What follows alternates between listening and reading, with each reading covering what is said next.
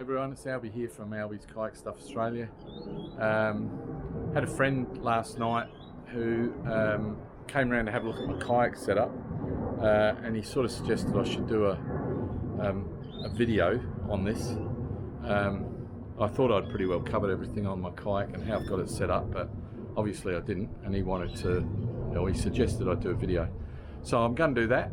And before I go too far, I want to say a big shout out to my #1 fan up in Darwin, Bill. Hope you're going all right, brother, and hopefully you get to see this. But be up there again soon before we know it. So anyway, onto the video. What I'm going to talk about today is basically the motor drive and where I've located it. I've relocated it from the transom, which is at the back of the kayak. I had made a transom mount for the back here, which mounted here, and that was all good.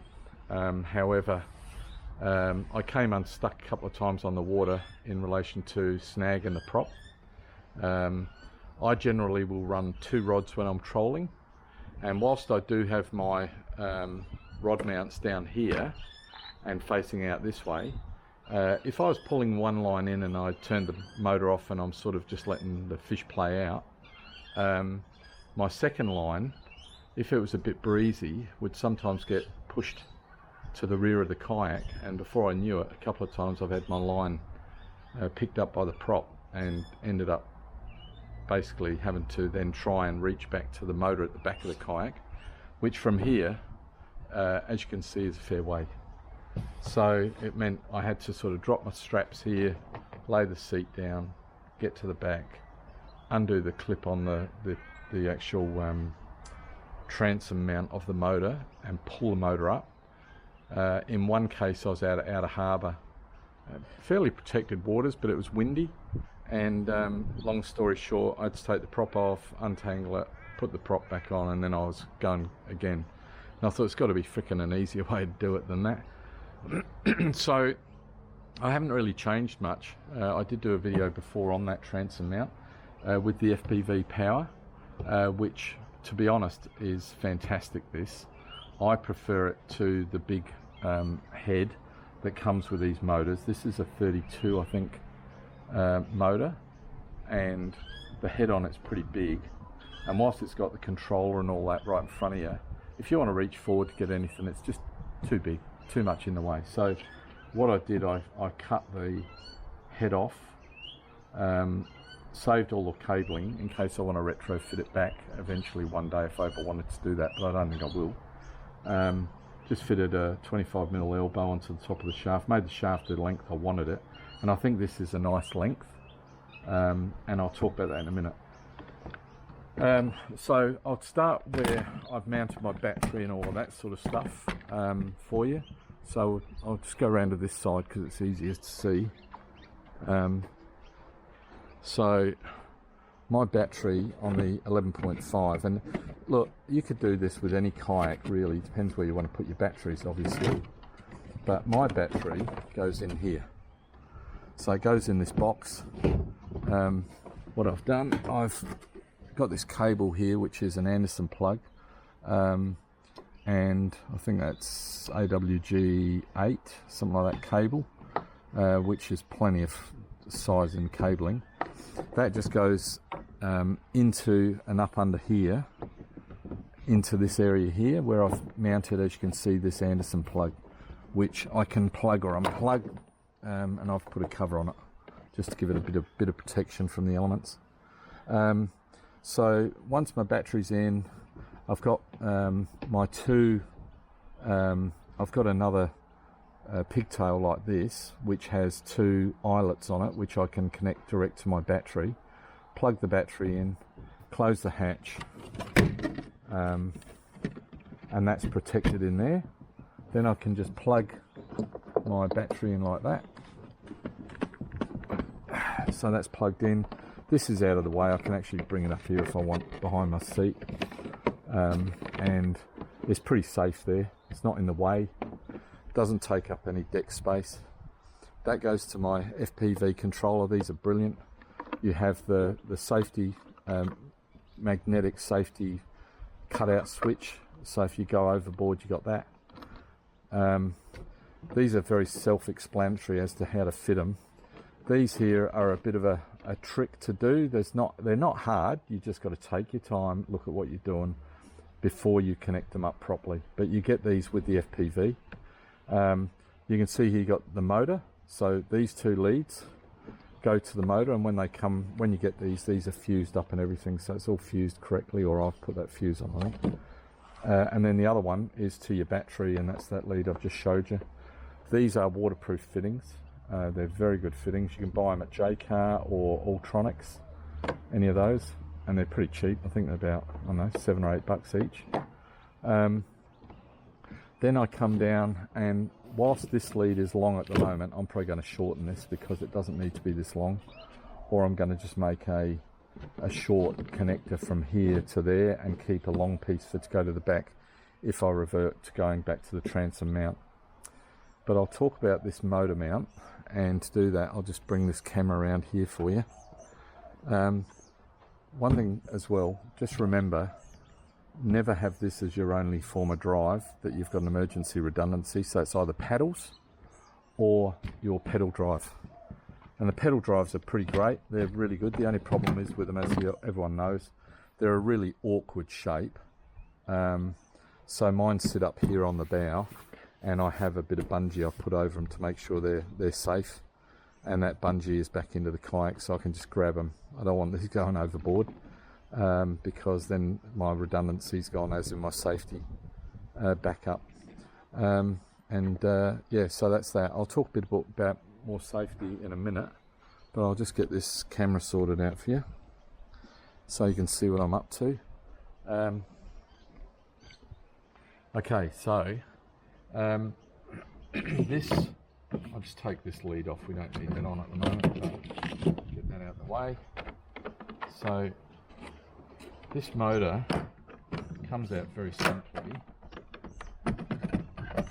So if I'm on the water, I don't have to put the motor in until I'm out deep enough. But for the 11.5, kayaks to fish aren't like Hobie pods. The Hobie pods are slightly different, so I had to modify this a little bit, and what I've done is I've made these brackets here, these two. They're just a bit of an aluminium angle, and I've just cut this slot into it. Now that slot is for this section here. Okay, so I'll put this in so you can see what I'm on about. Now I'll flip it out of this for you. Let's see.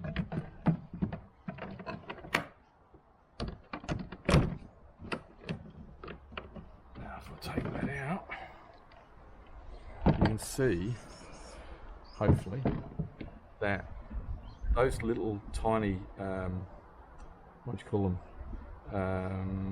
pins that are at the base of this motor mount fit into that, and that stops the motor from moving forward or backward.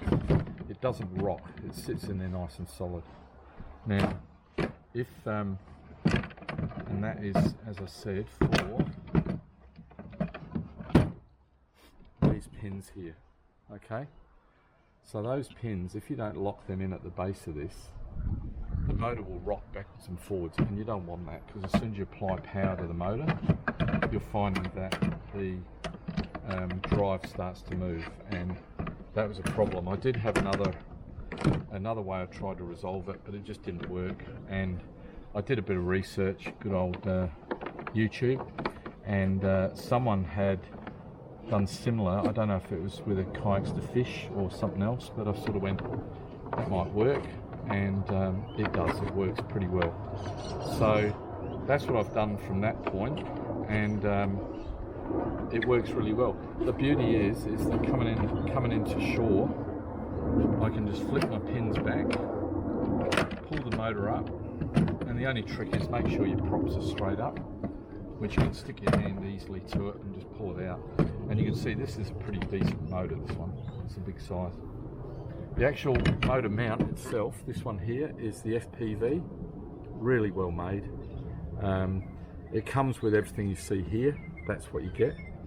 It's all quality stainless steel products, Allen key screws to lock it in, if you had a situation where you could tip your motor up, not like a kayak, all you gotta do is take this off. That comes off, and that allows this to swing up. All right, but on the kayak, I don't need that, so this stays on permanent, and it's silicone, so I'm hoping it lasts a fair while, because I don't want to be trying to find another one. I'm sure you could buy the part from FPV Power, but it's a great little unit, and yeah, it's excellent. So the other thing that my friend was interested to know